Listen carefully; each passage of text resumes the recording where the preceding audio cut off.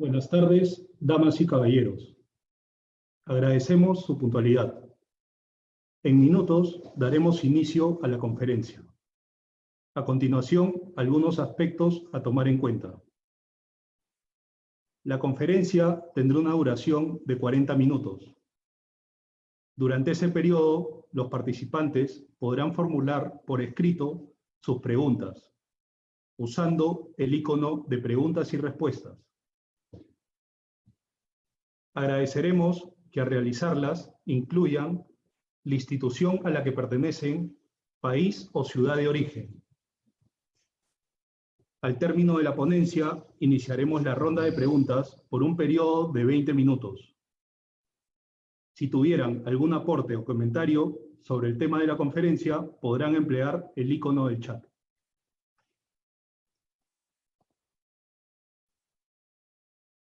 Damas y caballeros, buenas tardes. Los saluda el contraalmirante Jorge Andaluz Echevarría, director de la Escuela Superior de Guerra Naval. Les doy la más cordial bienvenida a este ciclo de conferencias virtuales que durante los próximos 4 miércoles vamos a llevar a cabo y que tiene como tema central el escenario que actualmente estamos atravesando, visto desde 4 perspectivas distintas: la economía, la prospectiva, la salud y las Fuerzas Armadas. Quiero enviar primeramente un respetuoso y afectuoso saludo a las autoridades y alumnos de la Escuela de Guerra, Escuela de Guerra Naval de la Armada Argentina, de la Escuela de Comando y Estado Mayor de la Armada Boliviana, de la Escuela Superior de Guerra General Rafael Reyes Prieto de la República de Colombia y del Centro de Estudios Superiores Navales de la Armada de México. Verdaderamente nos complace su presencia, que nos motiva a seguir estrechando y fortaleciendo los lazos de amistad y colaboración con esas armadas amigas. El día de hoy contamos con la presencia del doctor Antonio Fonfría, destacado economista y conferencista de la Universidad Complutense de Madrid y del Centro Superior de Estudios de la Defensa Nacional de España. Antonio, buenas noches allá en Madrid. Buenas tardes, ¿qué tal? Buenas tardes acá en Lima. Primeramente espero que te encuentres bien. Perfecto, todo. Estoy seguro que vamos a estar muy atentos a tus comentarios, a tu exposición, y te cedo la palabra. Bueno, muchísimas gracias, almirante, querido Jorge. La verdad es que para mí es un placer el poder participar hoy en esta conferencia. Quisiera daros las gracias de corazón por la invitación, ya que no puedo estar allí, que es lo que me gustaría, estar compartiendo espacio físico con vosotros, pues bueno, pues ahora es lo que nos toca vivir. Agradeceros de corazón la invitación para participar y bueno, vamos a ello y a ver si genera suficiente debate como para aclarar algunos temas que sí que son realmente importantes en la situación en la que vivimos y de aquí en adelante, claro. Claro que sí, Antonio. Adelante y te dejo con las personas que nos están presenciando. Muchas gracias, querido almirante. Bien, permítanme que comparta la pantalla con la presentación. Lo primero, decía antes, dar las gracias a todas aquellas personas que están siguiendo la presentación. Creo que ya se puede ver perfectamente en la pantalla el PowerPoint que voy a intentar exponer a lo largo de estos minutos. Quisiera comenzar diciendo que normalmente todos hablamos de economía, los economistas y los no economistas, pero muchas veces no nos planteamos un tema que es fundamental, que es ¿esto de la economía tiene algo que ver con la seguridad? La respuesta es obviamente sí. Creo que además es de una importancia que hasta ahora no le hemos dado, pero que cada vez deberíamos darle más. Bien, el enfoque de la presentación de hoy, como bien pone en el título, es bueno, la seguridad económica y cómo vinculamos eso con una estrategia de seguridad nacional.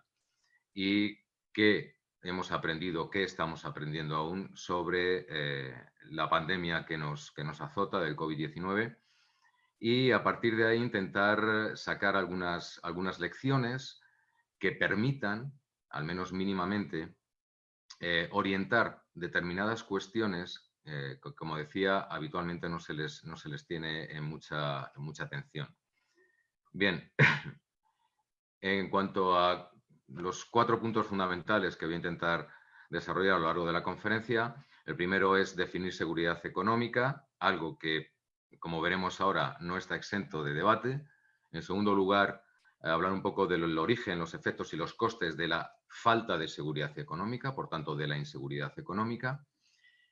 Posteriormente, veremos algunas cuestiones de las respuestas que pueden dar las distintas políticas públicas a este aspecto, más allá de las políticas tradicionales, la política monetaria, la política fiscal, políticas de oferta, etcétera, etcétera.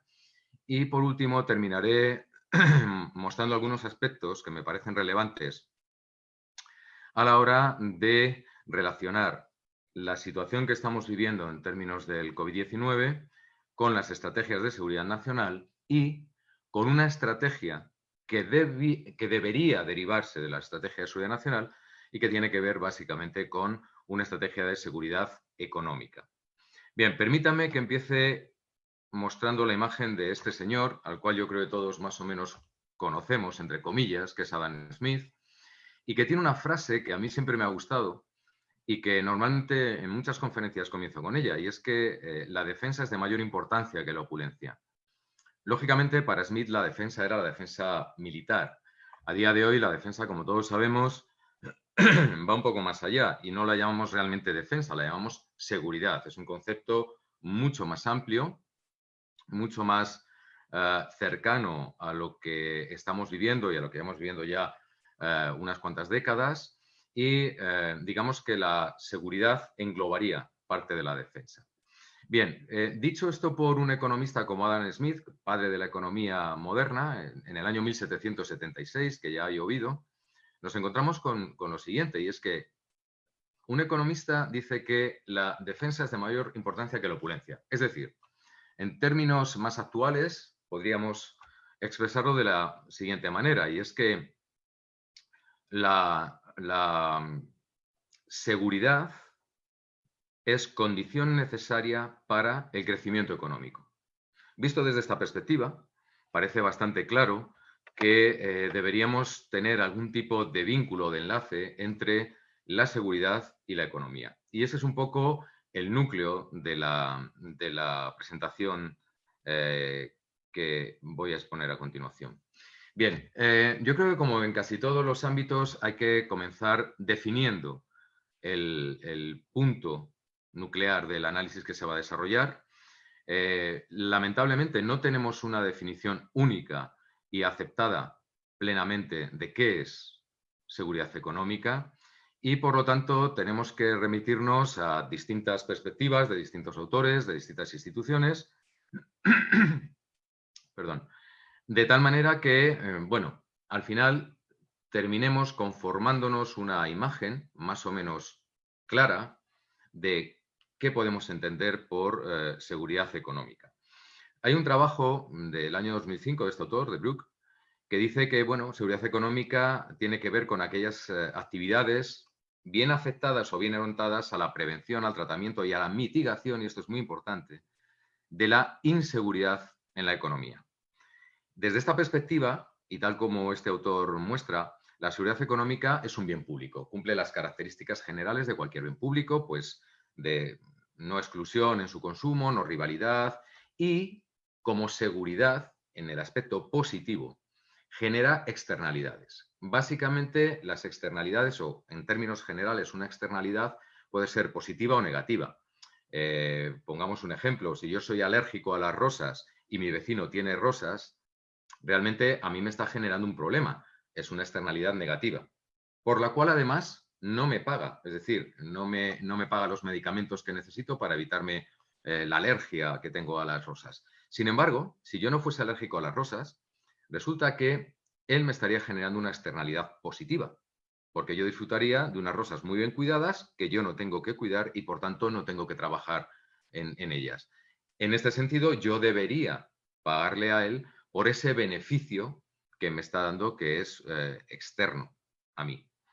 Bien, este tipo de externalidades, tanto negativas como positivas, pero en este caso, debido a la seguridad económica, sería una externalidad positiva porque nos daría un mayor nivel de seguridad en distintos ámbitos, necesita, como cualquier bien público, la intervención del Estado, bien a través de regulación, de normas, bien a través de políticas, etcétera.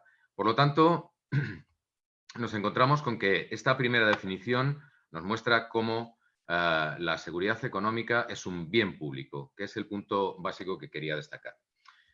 En segundo lugar, este mismo autor, junto con otros, unos años después, plantea que la seguridad económica se reduce básicamente a aplicar herramientas que ya conocemos en el mundo económico al análisis tanto del origen como de la dinámica que sigue la inseguridad. Si bien esta definición es más sencilla, más pragmática probablemente que la anterior, sí que también es verdad que pierde profundidad explicativa. Hay instrumentos que no son o no tienen que ser estrictamente económicos para que nos generen seguridad económica. Un ejemplo puede ser el papel, por ejemplo, que han jugado las Fuerzas Armadas en esta pandemia, por lo menos en muchos países, ¿no? Y lo hablábamos antes con el almirante. En algunos países ha jugado las Fuerzas Armadas un papel fundamental, que lo que ha permitido también es tener un mayor nivel de seguridad económica. No solo de seguridad física o de seguridad en términos del conjunto de la sociedad, sino que ha permitido que algunas actividades, por ejemplo, importaciones de bienes básicos, como sean las mascarillas, los respiradores, etcétera, etcétera, lleguen a los países de destino. Bien, una tercera definición es una definición de la Organización para la Cooperación y el Desarrollo Económico, que a mí me parece mucho más comprensiva, mucho más amplia, considera un conjunto muy amplio de aspectos que tienen que ver con tanto la prevención como la reducción de riesgos en términos económicos, en términos físicos, en términos de la propiedad, y que tiene un punto importante, y lo voy a intentar expresar con un ejemplo, con este ejemplo en particular relativo a la propiedad, que es el siguiente. Hace ya unos años, alguna multinacional española tuvo problemas en un país americano también con el tema de la propiedad. Claro, esa situación, en cuanto no hay una legislación clara que no modifique la situación de derecho de propiedad privada, puede generar la retracción de inversiones de algunos países en ese país. Bueno, este que es un ejemplo, como podría haber otros, permite mostrar cómo los derechos de propiedad o los derechos de otro tipo que tienen que ver con la reducción de riesgos económicos son fundamentales a la hora de plantearnos qué es la seguridad económica. Bien, como puede observarse por estas definiciones y por una más que daré a continuación, la seguridad económica es un concepto muy transversal, muy horizontal. Realmente afecta tanto al ámbito privado como al ámbito público. Eso es bien conocido desde el ámbito público y cada vez más conocido desde el ámbito privado, como veremos con algún ejemplo a continuación. De hecho, y aunque algunos autores han partido de la situación o de exponer que los fallos de seguridad suelen tener causas económicas y generan consecuencias económicas, mi perspectiva en esta presentación es que los fallos de seguridad en el ámbito económico pueden ser de origen económico y no económico. De hecho, la pandemia que estamos viviendo es un fallo de seguridad no económico, pero que tiene unas consecuencias extremadamente importantes en el mundo económico. Y esos dos aspectos, el aspecto que tiene que ver con una pandemia, con algo ajeno en principio a la economía, y el efecto que genera desde el punto de vista económico, es lo que yo quiero intentar unir esta tarde. Bien, un ejemplo clásico es el de la ciberseguridad.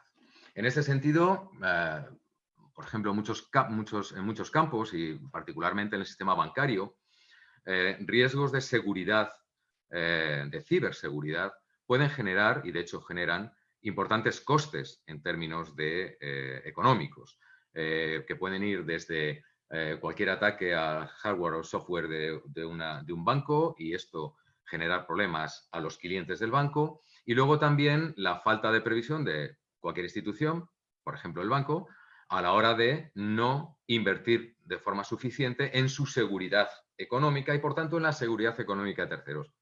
Si nos damos bien cuenta, estoy volviendo al caso de las externalidades, pero en este caso una externalidad negativa. Profundizaremos en el tema de los costes un poquito más adelante. Bien, lógicamente está bien exponer las definiciones que hacen otros autores y hasta cierto punto criticarlas, y bueno, pues hay que dar un paso adelante. Expondré mi propia perspectiva de qué es seguridad económica. Desde mi punto de vista, la seguridad económica tiene que nacer de las actividades de inteligencia económica. No voy a entrar si inteligencia competitiva o inteligencia estratégica o inteligencia de negocio, pero sí de inteligencia económica. ¿Por qué? Porque al final la inteligencia económica se encuentra dirigida a garantizar determinados aspectos que dan seguridad a los agentes que están en los mercados y que trata de minimizar los efectos que la inseguridad pueden provocar en estos agentes o en otros agentes y, en el caso que nos ocupa, en el conjunto de la sociedad. Hay un dato que a mí me parece tremendamente revelador, y es que en el caso de España, por ejemplo, hemos perdido más de 500.000 de empleos en 3 meses.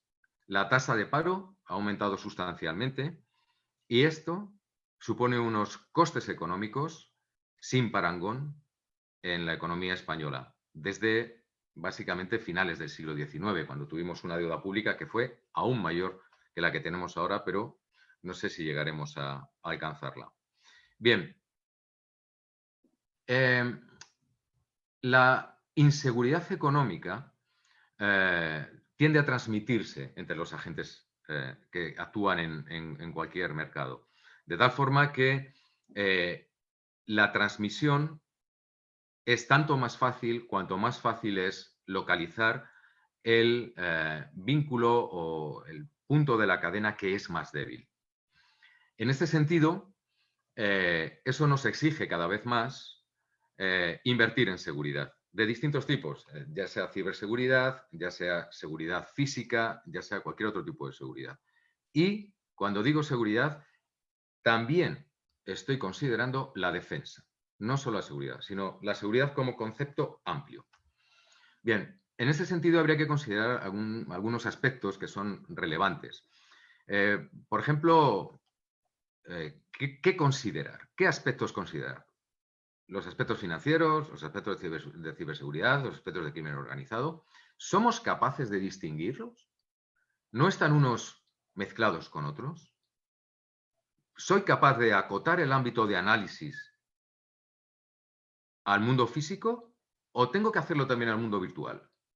¿Por qué? Porque las actividades económicas trascienden todos estos mundos. Por tanto, dado que yo no soy capaz de englobar todo de una vez y de poder analizar los efectos completos, lo que sí tengo que hacer es priorizar. Y desde mi punto de vista, la manera más adecuada de priorizar sería a través de intentar conocer cuál es el riesgo asumido por el agente más expuesto. Es decir, quién es el vínculo, el eslabón de la cadena más débil. Y a partir de ahí empezar a edificar, empezar a priorizar. Porque lo más sencillo es atacar al punto más débil. Y alguien podrá pensar, con razón, bien, el punto más débil en una economía pueden ser las infraestructuras críticas. No porque sean débiles en sí mismas, sino por el gran efecto que puede generar en términos económicos, sociales, etc. Ese puede ser un caso. Otro caso puede ser el sistema financiero. Otro caso puede ser la administración pública. Es decir, hay que tomar decisiones. Y estas decisiones son fundamentalmente políticas. Bien, continuando con esta cuestión, el efecto final, y lo he puesto en rojo y en grande, de un problema de inseguridad económica es la reducción del Producto Interior Bruto. Y alguien me dirá, bueno, para que me cuentes eso, no estoy conectado aquí una hora. Bueno, déjenme que profundice un poco. ¿Por qué digo esto? Porque cuando hay reducciones del Producto Interior Bruto, no solo es la reducción del PIB lo importante, no solo es lo que genera en términos de desempleo, en términos de deudas, en términos de déficit, en términos de falta de crecimiento, etc. Es que cuando hay reducción del PIB hay una redistribución de la renta que va en contra del conjunto de la sociedad, pero sobre todo de aquellos niveles de renta más bajos. Sin embargo, cuando hay aumentos del PIB, no se da esta situación. Por tanto, el impacto social de las reducciones del PIB es muy importante, el impacto sobre la población. Y eso genera costes de todo tipo, costes que habitualmente terminan siendo transversales y que afectan a toda la economía. No solo eso, esto también genera problemas de imagen de país o de imagen de empresas, si estamos hablando de un mercado concreto.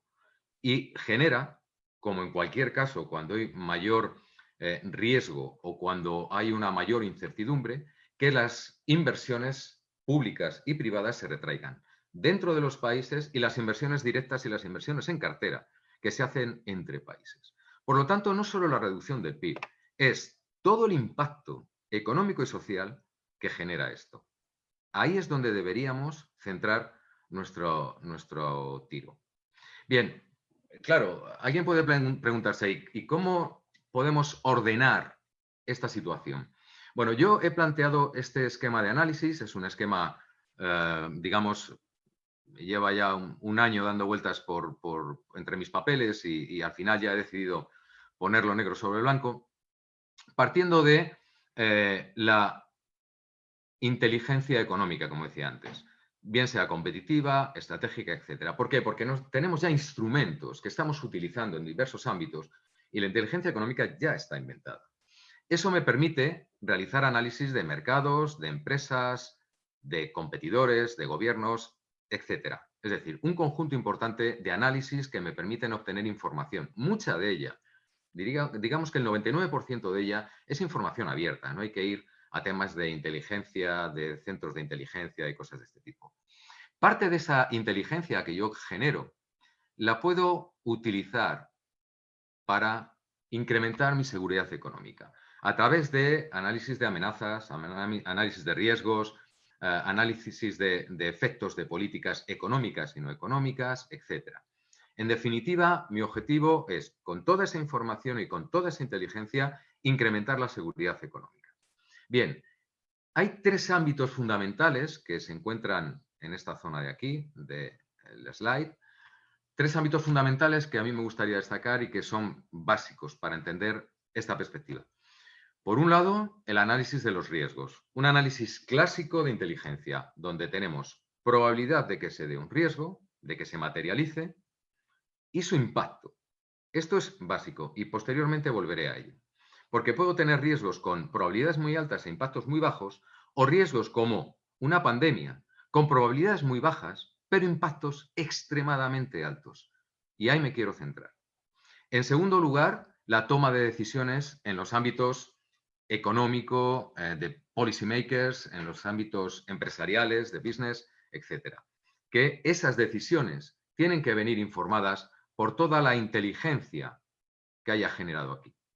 Y por último, el análisis, no menos importante, de cuáles son los efectos esperados de las políticas o de las estrategias empresariales que vaya a tomar en consideración. No solo hay que ver que puedo hacerlo, sino cuáles son los efectos que va a generar. Efectos en tres ámbitos fundamentalmente.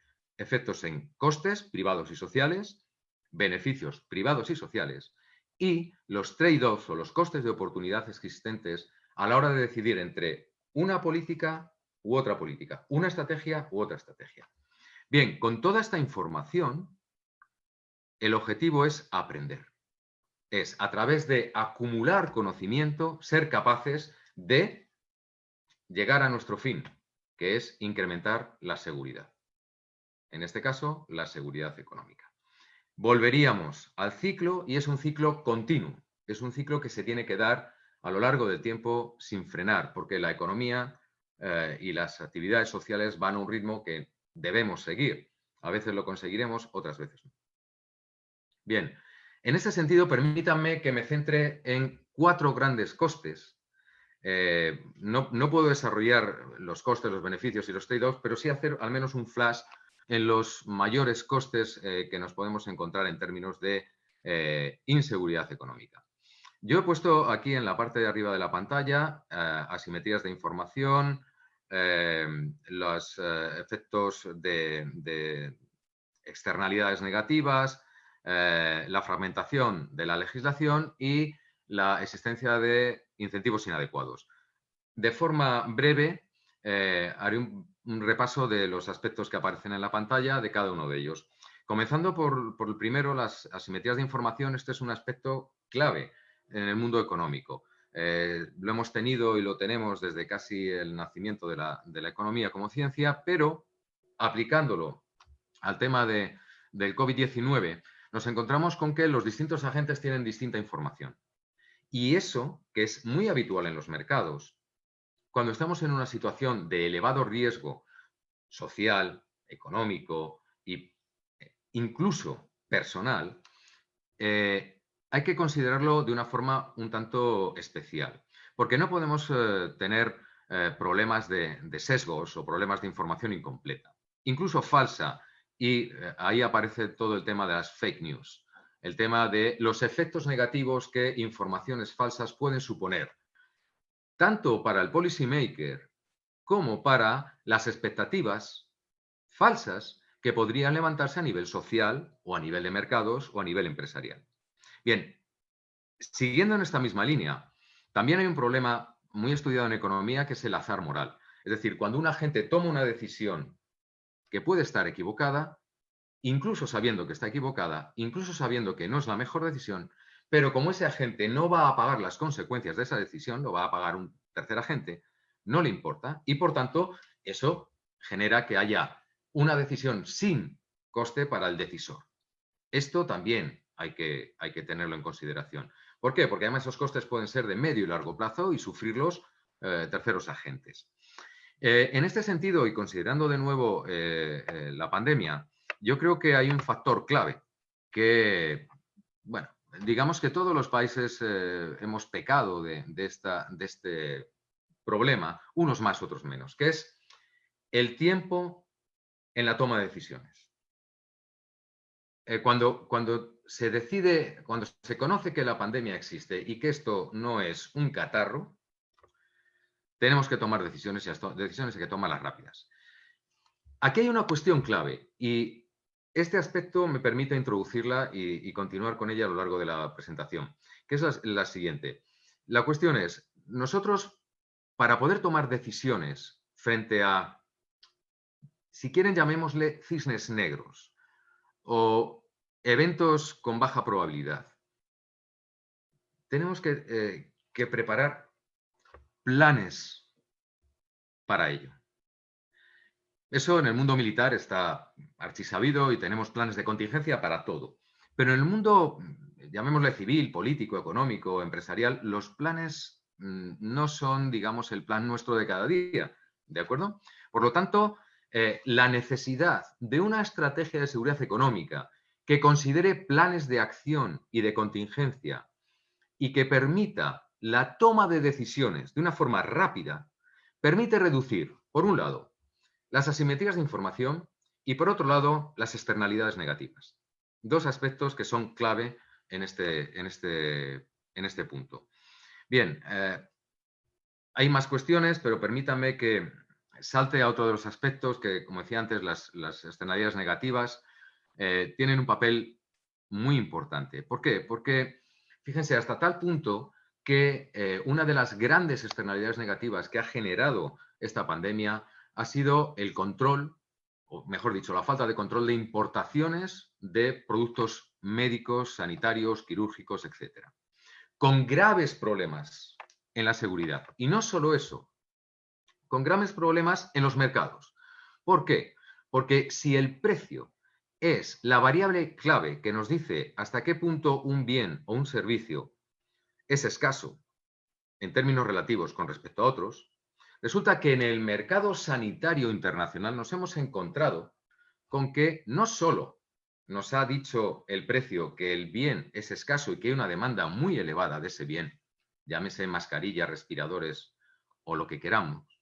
No solo eso, sino que además ha habido un aprovechamiento por parte de los oferentes de esos bienes para incrementar los precios, lo cual va en contra de, 1, la racionalidad del mercado, 2, la seguridad física de las personas y 3, la seguridad económica de los países, que han tenido que ver cómo se sobreendeudan o incrementan su déficit público para hacer frente a determinado tipo de gastos. Bien, pasando ya a los temas de legislación, bien, este aspecto puede ser más o menos profundo o importante en distintos países. En el caso de los países de la Unión Europea, por ejemplo, algunos tenemos hasta 3 niveles de legislación.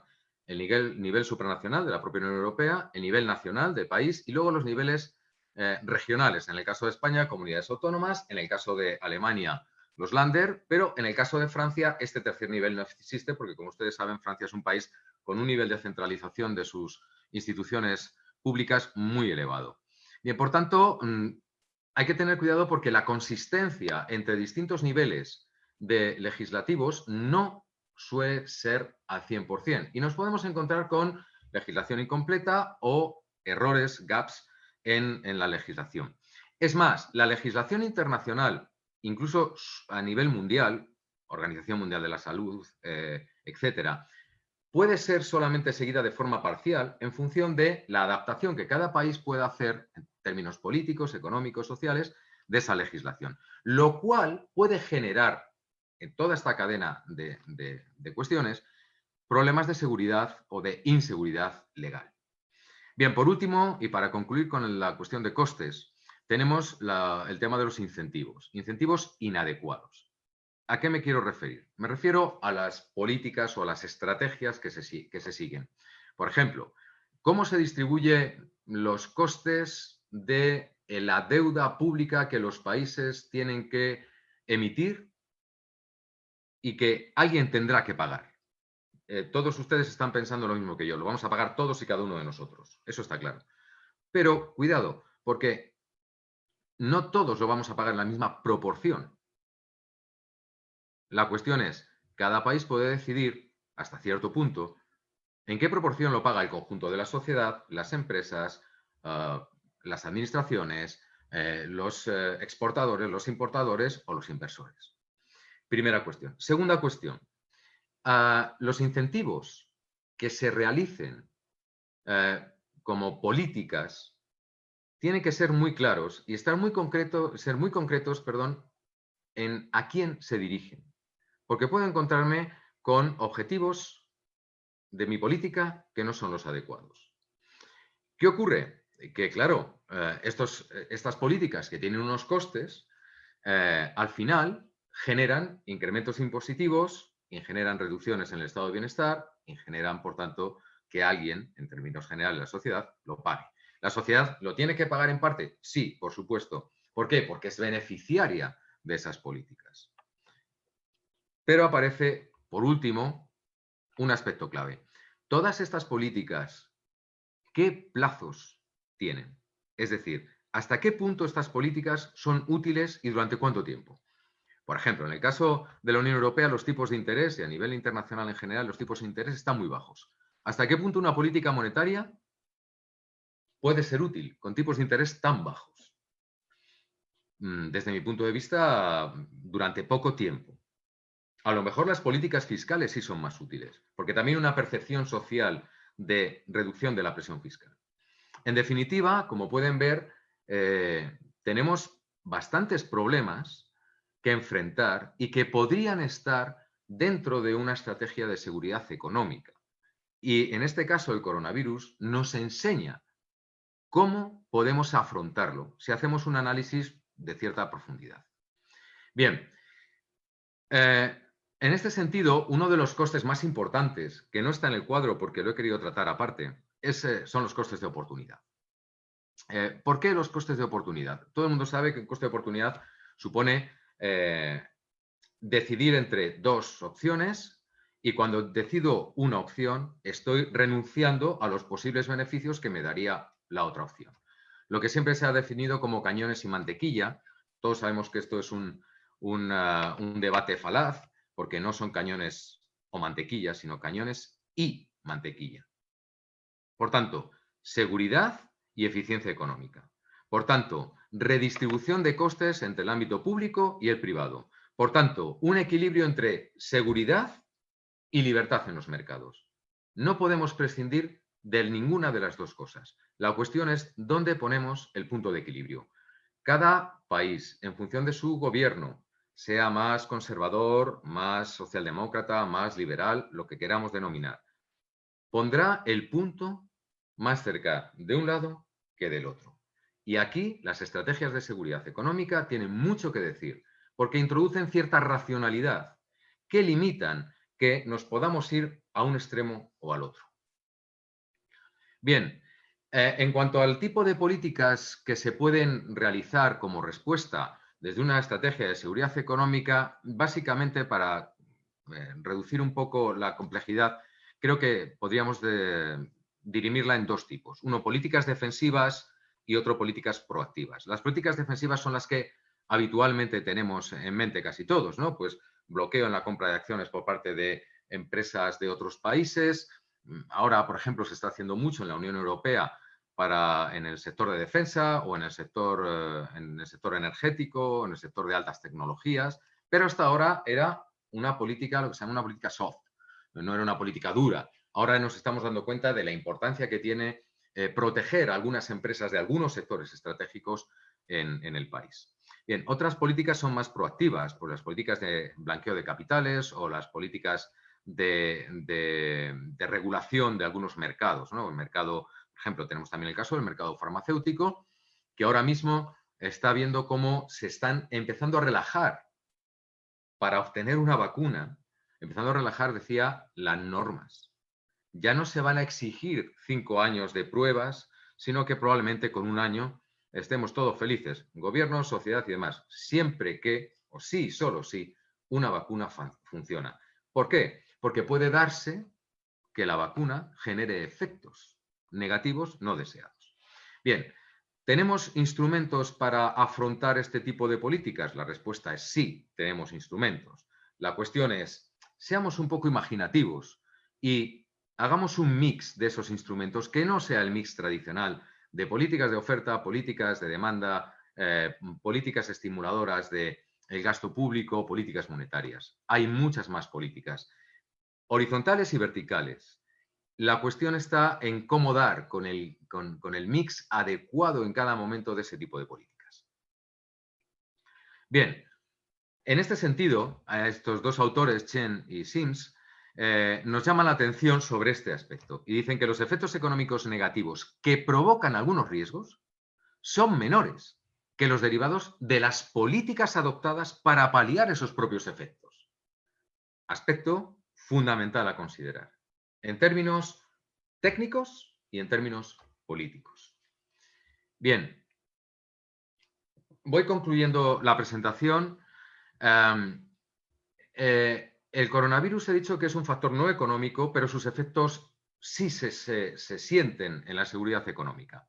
En este sentido, podríamos decir, por ejemplo, que el análisis de riesgos a nivel mundial que publica anualmente el World Economic Forum nos permite no sé si se verá muy bien esta slide, pero permítame que en breve, en un minuto, la exponga.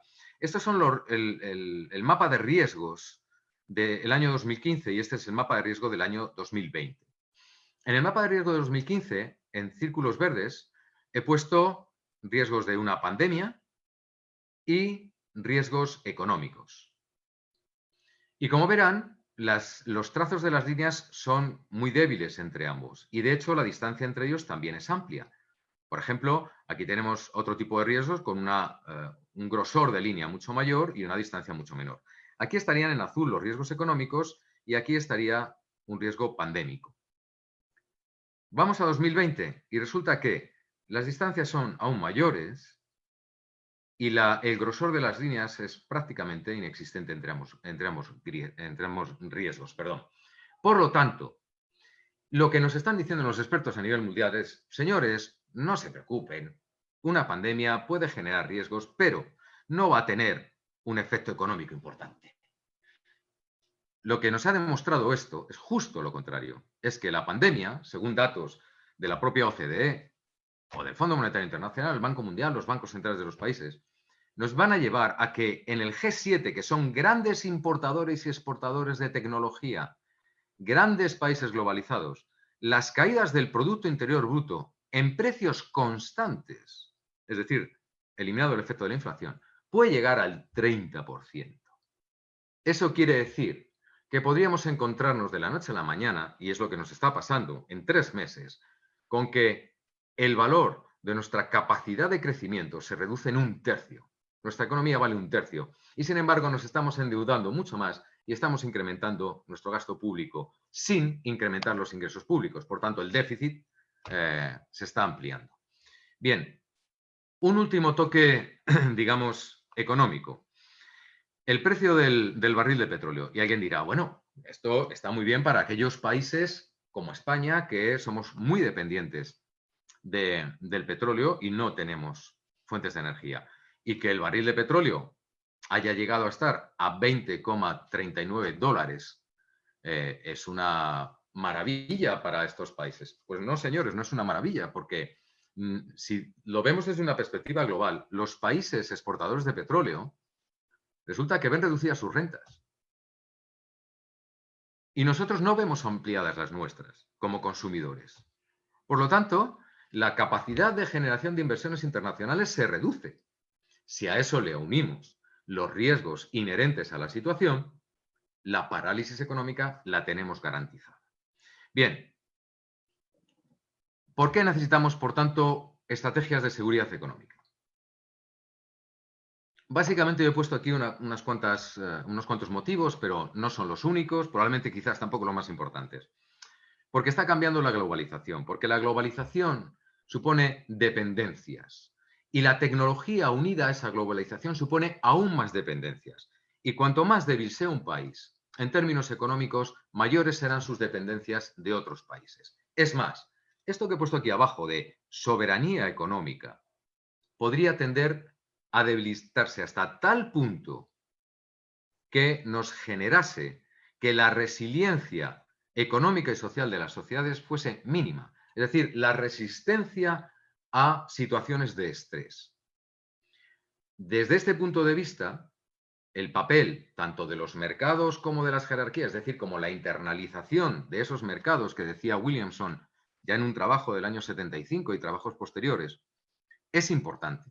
Los mercados tienen su lugar y las jerarquías el suyo, y se pueden unir, pero que no sea porque alguno de los dos funciona de forma demasiado errática, que es en lo que a lo que nos hemos visto abocados. Y por último, yo creo que la protección de activos estratégicos es un aspecto clave, pero no la protección física, que también, sino la protección económica, es decir, la protección de los efectos económicos que esos activos estratégicos pueden generar, ya sea una red de distribución de energía o ya sea una infraestructura crítica de tipo militar o de otro tipo. Bien, concluyo. Creo que he intentado llegar al punto en que les haya podido mostrar que la seguridad económica es difícil de definir, que depende de contextos y depende de situaciones, que depende de muchos factores y que hay que priorizar esos factores en función de cada situación concreta, en cada país o en cada sector o en cada mercado incluso. También creo que he podido exponerles que el origen de la inestabilidad económica puede ser tanto económico como extraeconómico, como estamos viendo ahora mismo, y que las políticas y la regulación son clave en este aspecto. Las políticas para hacerlas de una forma adecuada, que vayan a favor de quien tiene que ir, con la intensidad y la cuantía económica que sea necesaria, pero siempre, y en esto insisto bastante, echándole imaginación. Hay una frase que me gusta mucho, es la imaginación al poder. Creo que aquí es donde debemos cargar las cintas. Y con eso doy por concluida mi presentación y estoy a disposición de todos ustedes para cualquier cuestión que deseen realizarme. Muchas gracias. Doctora Todolfo Fría, muchas gracias por su exposición. Señoras y señores, buenas tardes. Los saluda el capitán David Ignacio Parra, jefe del departamento académico. A continuación, voy a dar lectura a las preguntas recibidas. La primera pregunta es del doctor Jonathan Acosta, del Instituto Nacional de Administración Pública de México. A su consideración, las unidades de inteligencia financiera de cada país deberían tener la capacidad de acción para incidir directamente en las vulnerabilidades de la seguridad económica o solamente someterse a realizar un análisis de riesgo conforme a las atribuciones y competencias de cada institución. Bien, muchas gracias por la pregunta. No le voy a dar una respuesta única. Le voy a decir, eso depende de cuáles sean las atribuciones orgánicas y funcionales que tenga la institución en cuestión. Es decir, por ejemplo, los instrumentos que tenemos a día de hoy de inteligencia económica, en muchos casos, en muchos países están fragmentados. En el caso español, por ejemplo, tenemos inteligencia económica en el Centro Nacional de Inteligencia, lo tenemos también en algunas empresas y en algunas instituciones y lo tenemos en el Departamento de Seguridad Nacional, que depende directamente del presidente del Gobierno. ¿Quién ha de tomar las decisiones? Las decisiones al final son políticas, pero el análisis técnico y las propuestas en términos de qué hacer, qué no hacer, qué riesgos, qué probabilidades, qué efectos, esos son técnicos. Luego la toma de decisión es política. Y eso, de quién toma la decisión, dependerá de cómo sea la dependencia tanto orgánica como funcional de cada una de las instituciones. Por lo tanto, si usted me pregunta cómo me gustaría a mí que fuese, yo le diría, a mí me gustaría que la inteligencia estuviese centralizada, porque eso permite generar economías de escala. Y eso permite, por tanto, tomar decisiones de una forma más rápida, poder vincular de forma horizontal determinados ámbitos, no solo el económico, sino otros tipos de ámbitos de inteligencia, y yo creo que eso permitiría tener economías de escala y economías de aprendizaje que son tremendamente importantes en el mundo económico y en otros mundos, pero particularmente en el mundo económico. Gracias. Doctor, la siguiente pregunta es del coronel Juan Fernando Jiménez, agregado aéreo del Ecuador en Colombia. Si la seguridad es un concepto más amplio que la defensa, ¿por qué se sigue hablando de seguridad y defensa? Pues muy buena pregunta. Siempre se dice muy buena pregunta cuando no se sabe muy bien qué responder, pero bueno, voy a intentar responder. Efectivamente, se sigue hablando de seguridad y defensa, pues porque yo creo que además esto, más allá de una cuestión histórica, también se habla de ello porque en términos generales, la mayor parte de los países, salvo algún país y alguno latinoamericano, tienen separado los ministerios del interior, lo que sería seguridad interior, de los ministerios de defensa. Entonces, eso lo que crea es una cierta separación que en términos orgánicos existe, en términos funcionales yo creo que cada vez debe ser menos, aunque también sigue siéndolo, pero tenemos la tendencia a considerar, por una parte, los temas de policía interior vinculados a los ministerios del interior, la seguridad interior de los países, y luego, sin embargo, cada vez más, aunque esto también es más novedoso, no es desde hace muchos años, yo creo que es posterior a la Segunda Guerra Mundial y más intensamente a partir de los años 70 y 80, las intervenciones de las Fuerzas Armadas, de los militares, son más intensas fuera del país que dentro del país, que dentro de la frontera. Salvo en casos excepcionales, no sé, por ejemplo, estoy pensando ahora, y que me corrijan si hay colombianos escuchándome, en el caso de Colombia, donde la relación entre las Fuerzas Armadas y la policía en la seguridad interior es muy importante. Algo similar ocurre en Brasil y en algunos otros países. Pero, por ejemplo, en los países europeos esto no suele darse. Normalmente la seguridad interior está más vinculada a la policía o a las policías o a la gendarmería o, en el caso de España, a la Guardia Civil, la Policía Nacional y las policías locales. Y luego la seguridad, digamos, más exterior está más vinculada a las Fuerzas Armadas, a los militares. De ahí que se hable más de seguridad y defensa, por esa doble cuestión, por la funcionalidad, por un lado, y por la orgánica existente en cada país, por otro lado. Muchas gracias. Doctor, la siguiente pregunta es del doctor Carl Brida. ¿En qué sentido este concepto de seguridad económica se distingue de las posiciones de sobreabastecimiento, autarquía, etcétera, de la época de la Guerra Fría? Bien, interesante pregunta. Vamos a ver. No hay ningún país a día de hoy que pueda ser autárquico.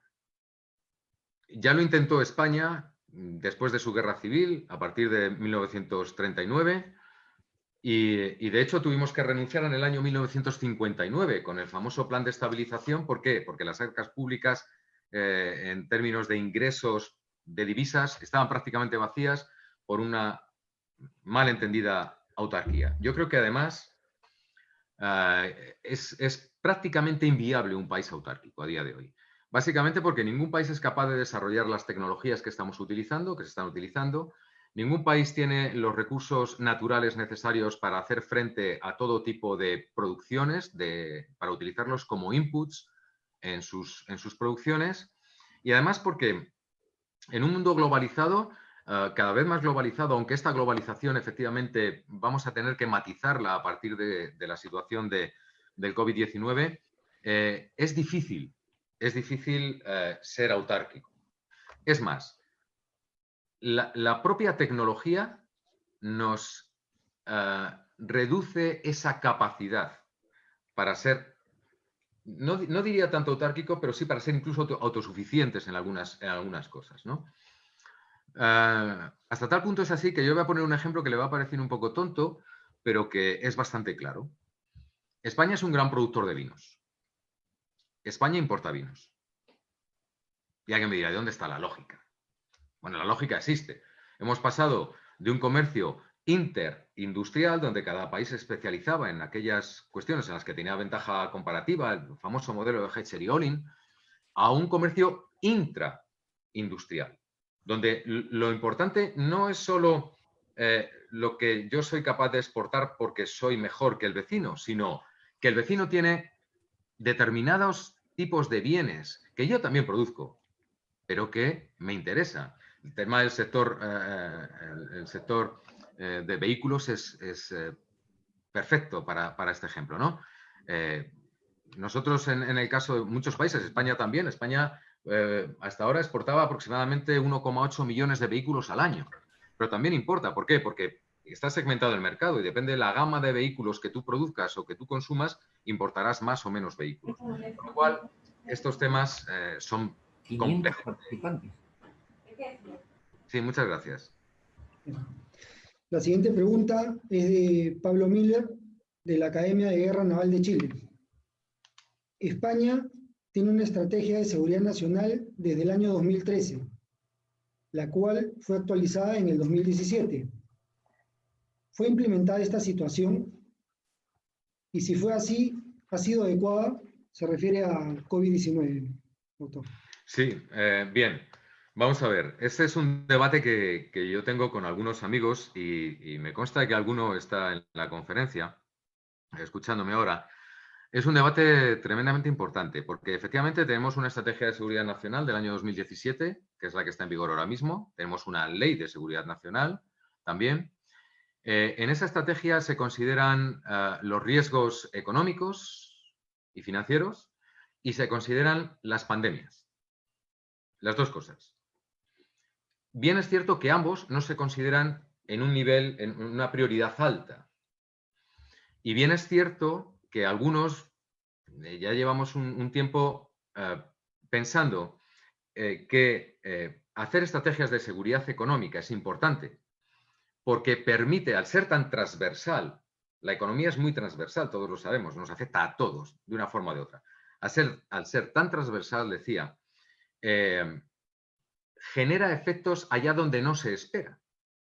Y por tanto, tener una estrategia de seguridad económica derivada de la estrategia de seguridad nacional, como parte de ella, es fundamental. Voy a poner otro ejemplo también. Nosotros también tenemos otro tipo de estrategias. Tenemos una estrategia de seguridad marítima, tenemos una estrategia de ciberseguridad y particularmente la de ciberseguridad, que también es muy transversal, se ha desarrollado muy pronto.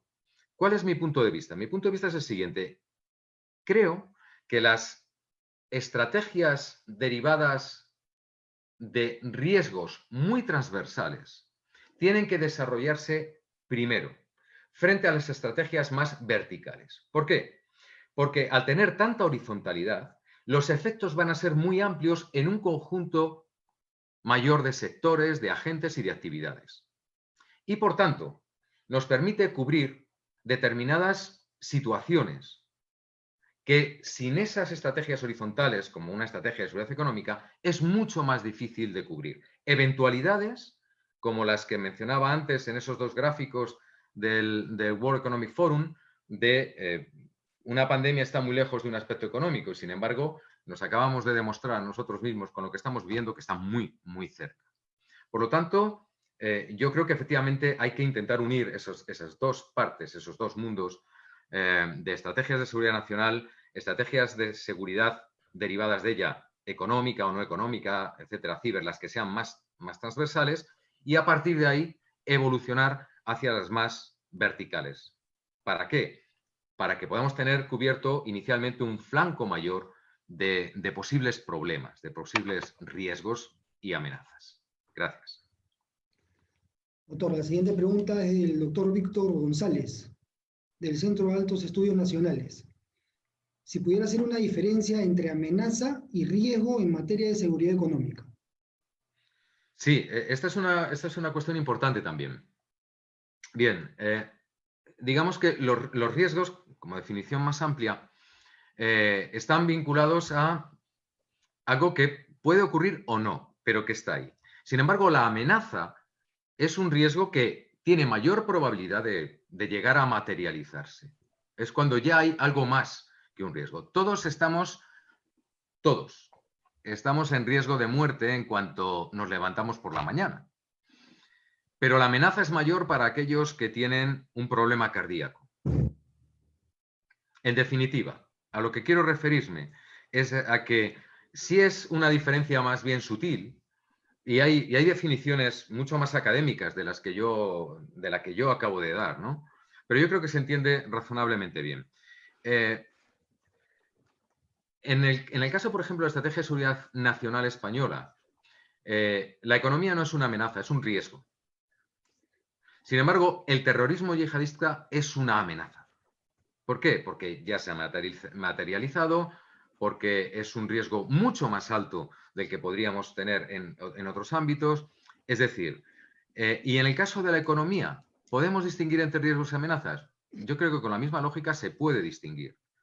Todos tenemos riesgo de entrar en déficit. Es una variable económica al uso. Pero cuando el riesgo ya es muy alto, llega a ser una amenaza. ¿Por qué? Porque mi amenaza se refiere a que el riesgo se está cumpliendo. En el caso español teníamos hasta hace nada un déficit del 2,7% del PIB. A día de hoy, las estimaciones dicen que cuando acabemos con la pandemia vamos a estar por encima del 10% del PIB. Y no solo España, muchos más países.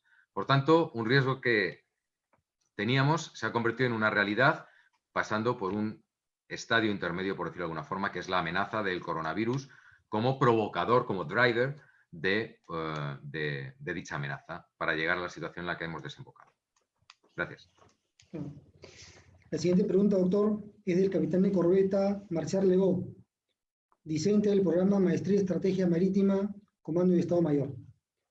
¿Considera usted que esta pandemia ha revelado la fragilidad de la seguridad económica, sobre todo de los países en vía de desarrollo? ¿Cuál considera que sería el punto de partida para desarrollar una estrategia de seguridad económica en países como el Perú? Sí, bueno, vamos a ver. De hecho, yo no concretaría solo con países en vías de desarrollo. Yo creo que esto nos ha afectado básicamente a todos. Veamos la situación que tiene Estados Unidos, la que tiene Gran Bretaña, la que tiene Francia, Italia, España. Es decir, yo creo que era difícil de prever esta situación, incluso los informes de riesgo que hemos hablado antes. Yo creo que la pandemia nos ha mostrado lo tremendamente frágiles que somos como economías, no como sociedades. Y yo ahí hago la distinción. Hay sociedades que son resilientes, pero sus economías no. ¿Cuál es el problema? El problema es que si la economía no soporta esas crisis, al final la sociedad difícilmente va a poder soportarlo también. Por lo tanto, yo creo que es necesario desarrollar estrategias de seguridad económica. Si me permiten, yo de dar consejos nada, pero bueno, si me permiten los que me están escuchando y lo pueden difundir en sus respectivos países, creo que sería muy positivo, muy positivo. ¿Qué requiere como ingredientes? Más allá de lo que he intentado exponer en la presentación anterior, creo que requiere priorizar, requiere un análisis sosegado, requiere una toma de posición importante en términos de política económica y en términos de política. Y requiere sobre todo voluntad política. Pero yo no me quedaría en una estrategia de seguridad económica. Creo que si algo nos ha enseñado la pandemia es que hay que tener planes operativos, que es un escalón previo o un escalón que se deriva de la estrategia, en otros ámbitos, en el ámbito sanitario, en el ámbito militar, teniendo, digamos, la parte de las Fuerzas Armadas pensada hacia dentro de los países, como posibilidad que, repito, en algunos países se da, pero en otros no.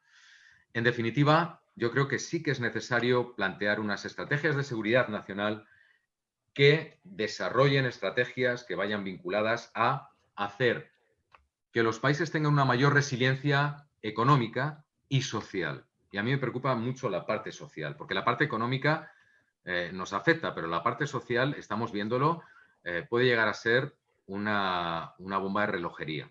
En España estamos viviendo una situación en ese sentido también compleja, y no solo en España. Gracias. Doctor, voy a dar lectura a la última pregunta. Es del capitán de navío Luis García Milla, agregado de Defensa y Naval del Perú en México. Si bien la pandemia seguirá generando un shock negativo sobre la oferta agregada de bienes y con ello un problema en la demanda, cuyo efecto es el desequilibrio en el mercado monetario, ¿qué mecanismo tendríamos que adoptar para evitar mayor presión en el nivel de precios y evitar llegar a una hiperinflación?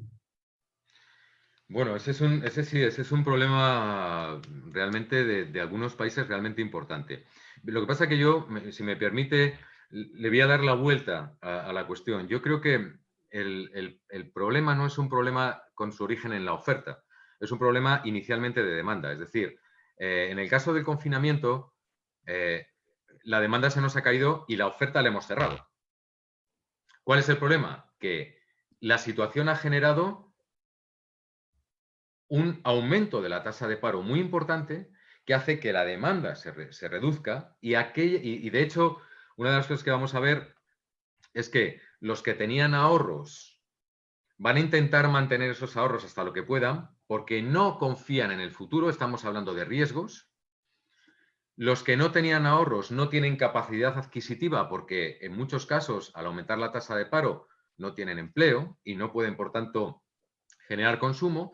Y al final, la oferta, que tiene una mayor capacidad ahora mismo de ponerse en marcha, siempre y cuando no hayamos llegado al punto en que la oferta agregada total se haya caído en el sentido de que cierren negocios, que es un hecho que estamos viviendo día a día, yo implicaría más en políticas inicialmente más de demanda que de oferta, también de oferta. Hay que estimular la reapertura, ¿vale? En este sentido, esta crisis es muy peculiar, porque nos hemos obligado a reducir la demanda y nos hemos obligado a reducir la oferta. Claro, ese choque es complicado. ¿Puede generar esto procesos de hiperinflación? Yo creo que no. Y le digo por qué. Primero, porque con un menor nivel de renta, los precios, si aumentan, van a ser en productos puntuales. Ya sé que se aprovechan los productos de primera necesidad. Y en segundo lugar, al haber desaparecido parte de la oferta, nos vamos a encontrar con que para poder mantenerte en el mercado no puedes aumentar demasiado los precios. Esto lo digo sabiendo que hay mercados y mercados. Mercados de primera necesidad, mercado de bienes inferiores, mercado de bienes normales y mercados de lujo. Y cada uno de ellos se va a comportar de una forma distinta. ¿Por qué? Porque hay un concepto en economía que es el concepto de elasticidad. Perdón. Ese concepto nos muestra que, dependiendo de los niveles de renta y de la cantidad de oferta, me estoy quedando sin voz, perdonen. Decía, dependiendo de los niveles de oferta y de renta, y por tanto también de precios, nos podemos encontrar con situaciones en las situaciones en las que podemos tener problemas de precios, pero relativos, no de precios absolutos. Con lo cual, digamos, eso permitiría matizar el tema de la hiperinflación. Poco más le puedo decir. Habría que analizar caso por caso y mercado por mercado. Gracias. Gracias, doctor. Le agradecemos por resolver las preguntas. Las que quedan pendientes de respuesta con su venia serán respondidas por correo electrónico. Doy paso al señor contraalmirante Jorge Andaluz, quien dará las palabras de cierre. Doctor Fonfría, Antonio, acá estoy viendo que vas a tener en las próximas horas bastante trabajo porque han quedado muchas preguntas pendientes.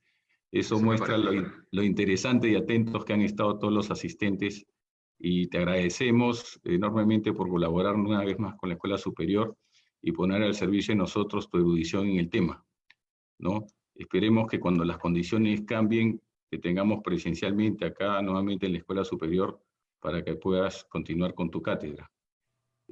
Yo quiero agradecer a la Universidad Complutense de Madrid, al Colegio Interamericano de Defensa y a la Universidad Externado de Colombia por posibilitar y apoyarnos en este seminario virtual.